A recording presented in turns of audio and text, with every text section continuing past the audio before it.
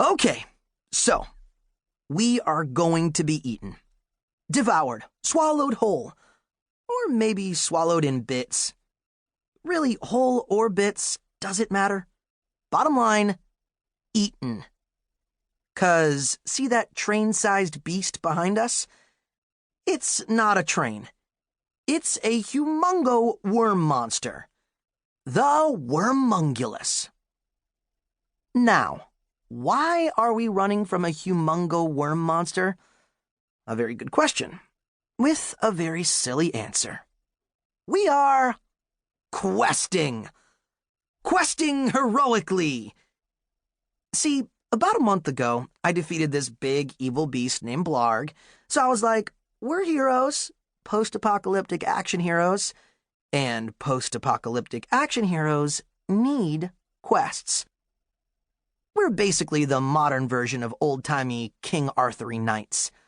And old-timey King Arthur-y knights were always questing all over the place. That's when my best friend Quint Baker declared, "We should build a bestiary, friend." What's a bestiary, you ask? Also a good question. I asked Quint the same thing. Quint looked at me like I was completely brain-dead, grabbed the dictionary, and read. An illustrative encyclopedic compendium detailing a myriad of mythical creatures. That just sounds like a fancy way of saying monster notebook, I said. But better, Quint said. Notebook implies school and study. Bestiary implies beasts. A book filled with crinkly yellow pages that smell of ancient history. I was deaf digging that, so I said, I am all about building a bestiary. And now we're building a complete bestiary of every single strange creature that has arrived in the town of Wakefield after the monster apocalypse began this past summer. You need two things for a bestiary entry.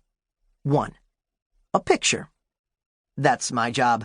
You know that's my job, 'cause I'm Jack Sullivan, monster photographer extraordinaire. 2, you need info, like stuff about the monster. Strengths, weaknesses, where does it hang, what does it eat, what are its hobbies, does it stink like evil, yada yada yada. Now, I realize in terms of like all-time ultimate heroic quests, writing a book doesn't exactly rank up there with Frodo carrying the ring to Mount Doom, but whatever. I learned that just by calling any random old chore a quest, you can make life a lot more fun. For example, I'm not picking my nose. I'm on a quest to retrieve a long-dormant hunk of snot. Heroically! Separately, our friend Dirk's quest is to build a vegetable garden. That's not a joke. Dirk apparently loves fresh tomatoes. He says he can't maintain his hulking mass by surviving on Cheetos and Mr. Goodbars alone.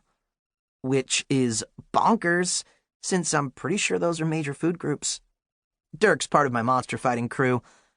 He was a terrifying bully back before the end of the world, but now he's a terrifying monster-crushing man. With a soft side, as you can tell from his vegetable garden quest. Dirk told us that if he had some tomatoes, he could probably make some bootleg pizzas over a fire. And I haven't had pizza, legit, or bootleg in months. June Del Toro, who is kind of my favorite girl in the world, was in agreement with Dirk on this. She was dying for some non-junk food. Bunch of crazies, if you ask me. Anyway, these two very epic quests are the reason Quint, June, Dirk, and I are at the Circle One Mall right now. It's the reason we're racing down the mall's main corridor. It's the reason we're being chased by the Wormungulus.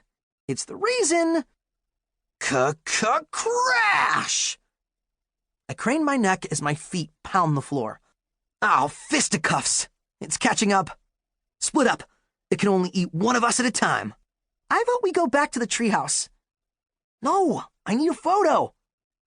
Forget the photo.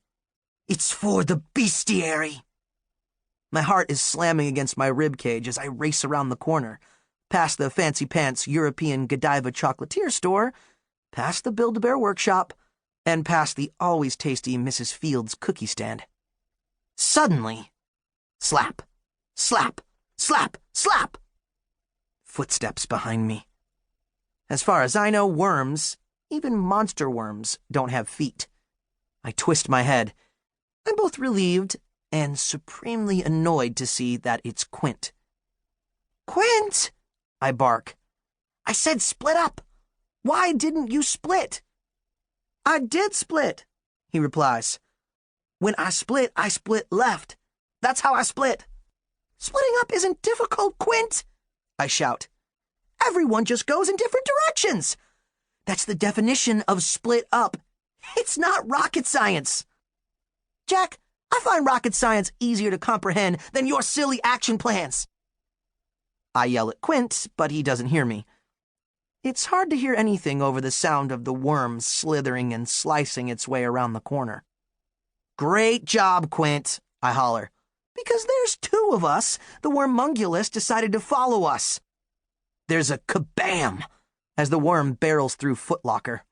The sound of shattering glass, twisting metal, and bouncing Nikes echoes down the corridor. It's time to try out my newest toy. The boomerang. A weapon that goes boom.